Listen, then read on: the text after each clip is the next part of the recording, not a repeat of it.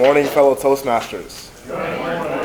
In my hand, I have one of these. It's an evaluation packet that Tim was gracious enough to provide me before his speech. I think this was exemplary. This isn't part of the evaluation, but it really made everything easier for the evaluator. So if you're speaking, definitely do these. Now, talking to Tim beforehand, he wanted to be dynamic, get our attention, and he wanted to motivate us. And I think he was pretty successful at that. Wouldn't you guys agree? Yes. Absolutely. I like that you put a joke in your introduction, talking about the shy Tim Taylor. I think that really helped put us at ease. And you continued putting us at ease in the beginning by making a lot of jokes, like a greased pig in a muddle. It's rare as a leprechaun riding a unicorn. In business, you're throwing spaghetti against the wall and seeing what sticks. And business networking is like an excuse to get drunk with your friends instead of giving pitch decks.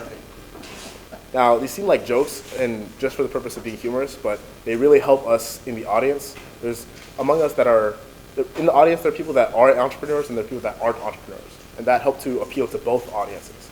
Because on the one side, we're hearing the stereotypes that we can agree with, that we've heard, and the people who actually are entrepreneurs, they know exactly what we're talking about. Tim has this wonderful way of making you feel like he actually cares about you and listens to you without you ever having to say anything. He understands what you're going through and he wants to help you. And I believe that was the purpose of the speech. So that's the first part.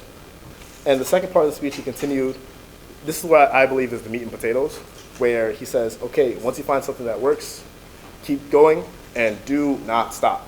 And that's what he did through the rest of the speech. His one message was keep going, and he reiterated that with a number of different devices. He talked about members in the audience that would do the same thing.